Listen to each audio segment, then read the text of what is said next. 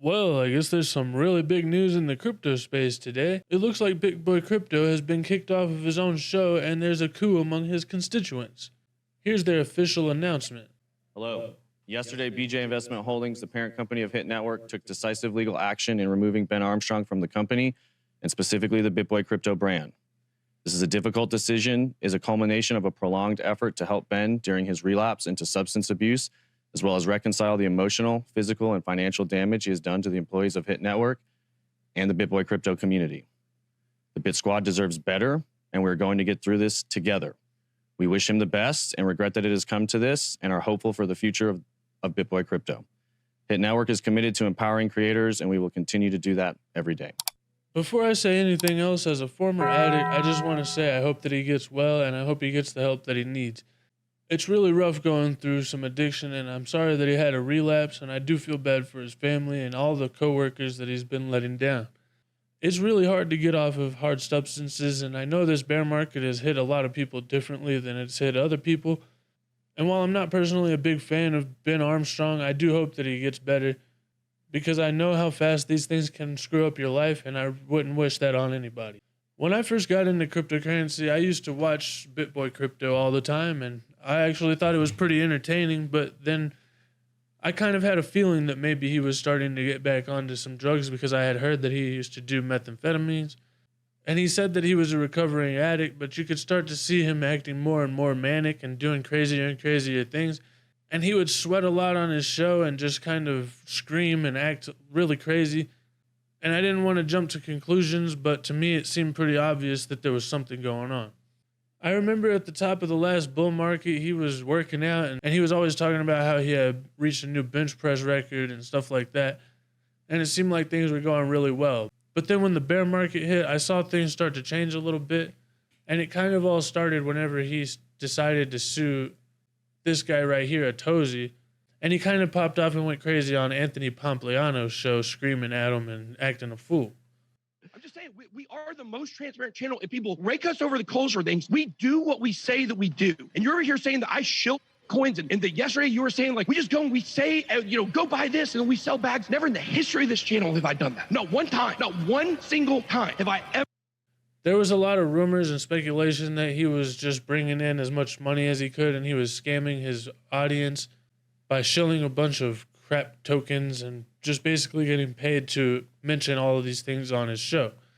And while it does appear that he definitely wasn't doing very much research and he did shill a bunch of things that ended up being rug pulls, it looked like he tried to clean up his act there for a little while, and supposedly stopped accepting money for advertisements such as those on the show, which might be because he just got caught, but at least I do commend him for putting in some kind of an effort not to just scam people out of money on his show. Anyway, that's not what I'm here to talk about, but this is basically when I started seeing things looking like they were beginning to crack. And then he went on this totally crazy, self-righteous tirade saying that basically he was the savior of cryptocurrency and he was going after SBF and Brian Armstrong, and he even chased SBF all the way to the Bahamas to try to expose him for something, as if he hadn't already just been caught for being a massive liar and a fraud. At that time, I had already quit watching his show, and it seemed to me like he was just projecting, because I think he was a little bit insecure, and it seemed like he used to be the bad boy maybe, and he thought he was going to be the savior now, the bad boy turned good or something. And I guess the pressure was just too much, and he collapsed under it, relapsing and going back to what I can only assume would be methamphetamines. Then yesterday morning, I saw this post from Ran on Crypto Banter, and it was an update that apparently came from around the blockchain, saying effective immediately, Ben Armstrong will no longer be working with Hit Network or BJ Investment Holdings and all subsidiary brands, including but not limited to BitBoy Crypto and around the blockchain. This decision has not been easy. However, after a long consideration, we are confident that this is the only path forward. And then it looks like his previous Twitter account, or the BitBoy Crypto account, did a little bit of rebranding, removing any pictures of Ben Armstrong from the page. And it looks like basically they kicked him off of the account and he had to go through this other secondary account to make a message, posting from the Join Ben Coin Twitter or X, saying, "This is Ben TJ Shed and Justin Williams have attempted a coup at my company. Just confirming what's been going around, it's true. There has been a mutiny at BitBoy Crypto and Hit Network, but it won't work. They have no leverage. Until they can clone me, I have nothing to worry about. And it looks like he must be high or delusional or something, because from what I can tell, it looks like they've done a successful takeover, and it looks like he's actually been kicked off of the show. They did do this whole show this morning without him, and it looked like they moved on, and they didn't even really talk about him much at all after the first couple of minutes. Plus, it's almost like people kind of saw this coming, because on Crypto Banter, Rand over here said this morning that there was a bunch of things that he saw happening that could be leading to an eventual downfall of BitBoy Crypto, or at least Ben Armstrong himself. Ben from BitBoy Crypto is apparently kicked out of his own channel, or kicked out of the BitBoy Crypto channel, which actually isn't his own channel because he has partners in the channel. And I've said for a long time, I said, I like Ben very much. The problem is I think he's his own worst enemy. I always said to him, I even said it to him, I said, Ben, you don't need enemies because you are your own worst enemy. I definitely agree with that. I've kind of thought that for a long time, and really, while he said that he was basically the savior of crypto, I saw him as a little bit of trouble, and not really for the community, but probably for his own show and his possibly even his own future.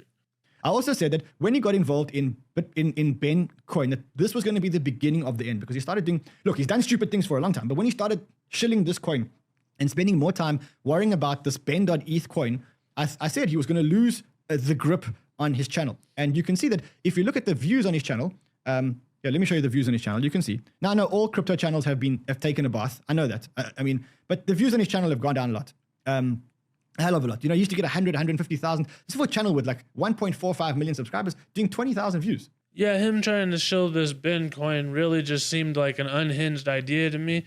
But he was already kind of falling off, and he really was acting crazy before that. This just seemed to be the straw that kind of broke the camel's back. You know, I really feel bad because I think there's a lot of good people on Ben's channel. I think TJ is great. I actually think Ben's also great, but I just think he's been doing a lot of stupid shit lately. I mean, he's always done a lot of stupid shit, but then when he started going to Sam Bankman-Fried's house in the Bahamas, that was like another level of stupid shit. And then, you know, like taking on Brian Armstrong, another level of stupid shit. So anyway, basically the whole crypto community knows that he's been acting a little bit crazy recently, and now I guess it's been confirmed that it's because of a relapse. And I just hope that he gets it all together. And I hope he kicks that disgusting habit again because he does have a family. I don't know if he has kids, but I know he's got a wife and stuff. And I just think that they all deserve better. We'll see if he actually makes a return to the show or if they can successfully pull it away from him because apparently he does have all kinds of lawyers and I guess he's still got some money. So he's probably going to be fighting back against it. But for now, it looks like BitBoy's out. This week we've got a pretty boring week. It looks like nobody really important is going to be talking, and we don't have any crazy data points that are coming out that's probably going to send the market soaring or crashing.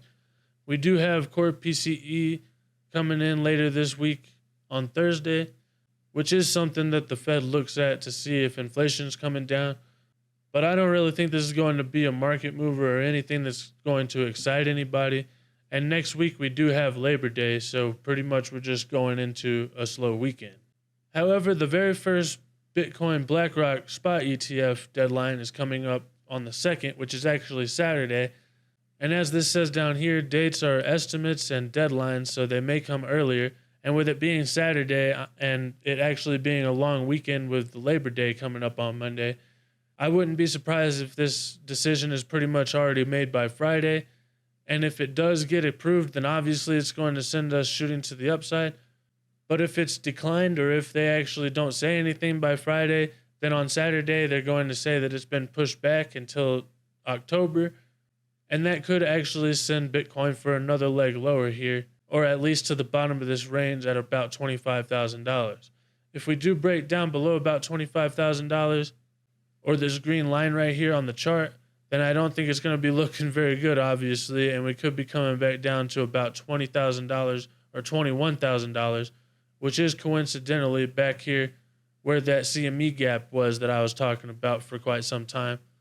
And I really wouldn't be too surprised if we do actually come back down here and fill this gap zone up before we actually bounce and come back up here to fill this gap that we formed yet again just a few days ago.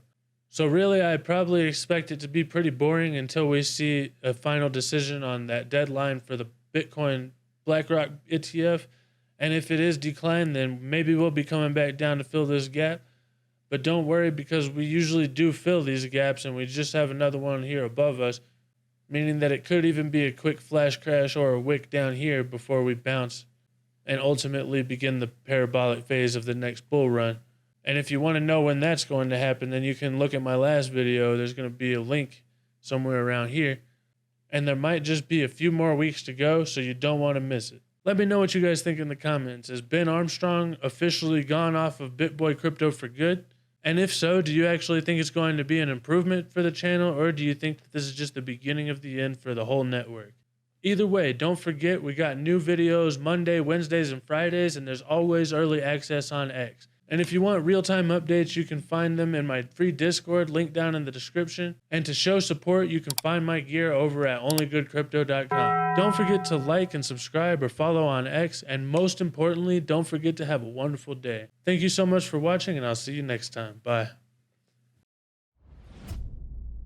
This is Ibisu. He's named after one of the 7 lucky gods of Japan. According to legend, he will bring wealth and prosperity to anybody who evokes his name. So don't forget to write his name in the comments, or you'll bring dishonor to your whole portfolio. And check out this video right here. Say goodbye, Ibisu.